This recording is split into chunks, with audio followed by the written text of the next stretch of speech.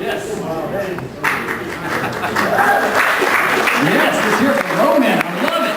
And you know, Nurse Moan-Eek were just discussing while the movie was playing that this is very close to some research that I've been doing, and I think I've had a few problems lately with grasping the finer details of creating this device. But I think that with the help of some clues from this movie, that I should be able to duplicate the calcinator death ray beam and have my own calcinator death ray. What do you think about that, Moan-Eek? I think that works. That's right. Yes. And then I can take over the world.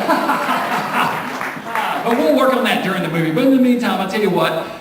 Let's talk to somebody that knows a little bit about the robot monster, Mr. Bob Burns.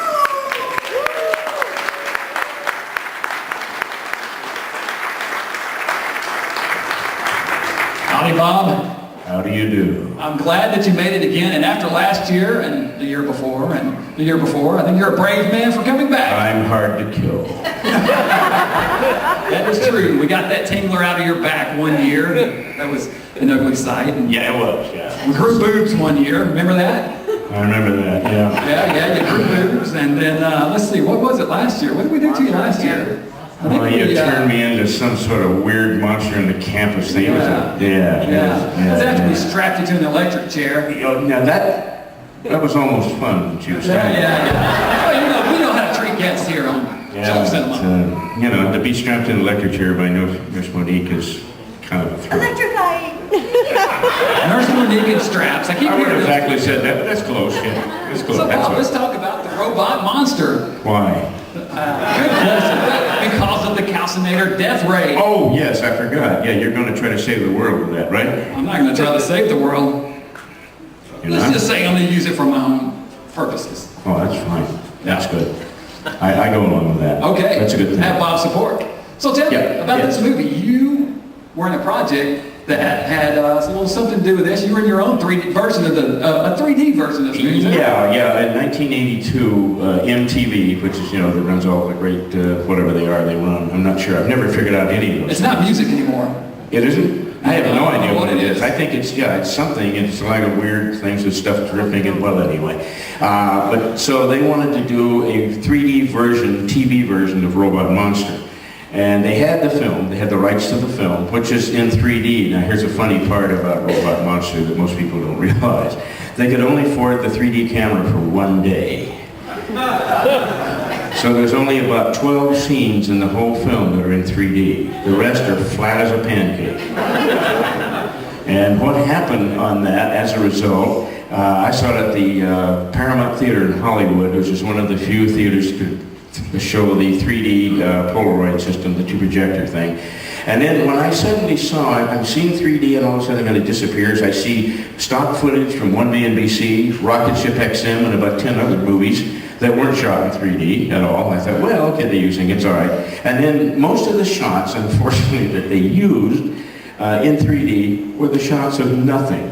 Very little of Roman running around, and a lot of the romance between George Nader and the gal. A lot of that, yeah. And so anyway, it turned out, people found out about it, and there was a big lawsuit about it against the producer, the production people, and especially the poor director, who wasn't his fault. I mean, he's just the director, he wasn't the producer. But what happened was, they did get sued about it, and he ended up working as a checkout clerk in a grocery store. Which is kind of sad for a guy that directs a real great film like this. So that's kind of the story of it. And they decided, MTV, they wanted to do an updated version and show this film, but I was Roman's son. He did have a son. So that means he could anyway, but he had a son. So anyway, I was the son of Roman. Now, what I didn't know is that the real Roman was still up where he is on his planet, and he didn't like me, supposedly his son, which I guess was his illegitimate son, obviously. He was going to come down and wipe him out and take his place and wipe out the earth as it is. And the filmmakers, because he didn't want any part of this. He did stop not this want movie dead in its tracks. He's seen it, and he did not like it at all. So he said, all right, I'm going to come down and wipe him out. So that's kind of what this thing was about. And the 3D was quite good, the TV 3D, but they had it tweaked perfectly. Now the problem with the anaglyph 3D, which is the blue and the red filters and all that kind of stuff, is transmitting it to the home television, you lose so much stuff, and if it's not exactly the hue of red you need or the blue, you don't get much 3D. It's kind of there and it's kind of not. Now they had their monitors tweaked. They looked. I thought this is the best 3D I've ever seen on television. I saw it at home and yeah, what can you do? You know. But anyway, we got to do this thing, and that's how I ended up with the real robot monster helmet. They found it over at Western Costume, and since I had the gorilla suit, and I remember calling George Burroughs that night, who played Roman in this, and he was a dear friend and a fellow gorilla performer, and I said, guess what, I'm playing your son. And the first thing he said, did they freaking pay you? And I said, well, yeah, they're going to pay me. He said, well, you know, I was the only one that got paid on that film because I demanded my money up front. Only the Roman get paid. That's right, that's right. Well, they have the strength and the power. That's it, the calcinated death There you go, exactly. Now, George Nader, who was the star of the film, hated the film so much, he claimed it wrecked his career. Anyway, he tried to buy up the negatives and destroy everything, but he didn't, unfortunately. Or fortunately for us, I guess he didn't do it. And I guess the rest of his life, he really didn't like this movie too much, you know.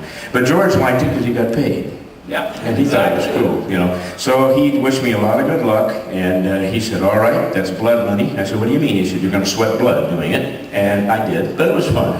Now, George had the great time of coming in and out of that tunnel cave at Bronson Canyon about 50 times, and running up the side of a hill, and he said that was the hardest thing he ever did in his life, because he's actually going uphill like this, and that was not fun in the gorilla suit to do.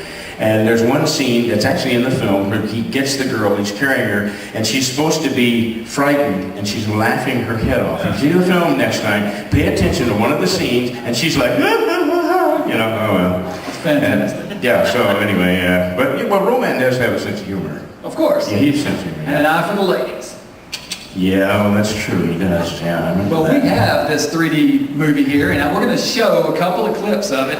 But before we do, let me tell you guys first, the clips are, we're going to show you as Tracy introducing the movie. Oh, yeah. And then there's a clip with Roman and Tracy, so you guys will, these are my favorite parts of it. Yeah, well, pretty fun stuff. The first thing you're going to see here is Tracy showing people how to view 3D on the TV sets. In other words, you tweak this and tweak that. You do that, you screw your television setup for the rest of your lives.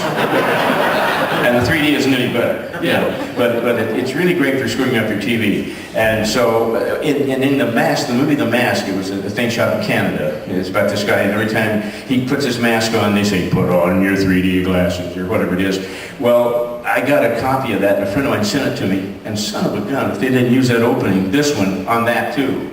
Now, what that had to do with The Mask, I have no idea, you know. So that means all those people screwed up their TVs too, so. All right, how about that? Well, don't adjust the dials here, and none of you adjust your dials, because this is going to be in 3D for you guys to, or close to it, because Nurse Moan-Eek has a whole batch of 3D glasses here.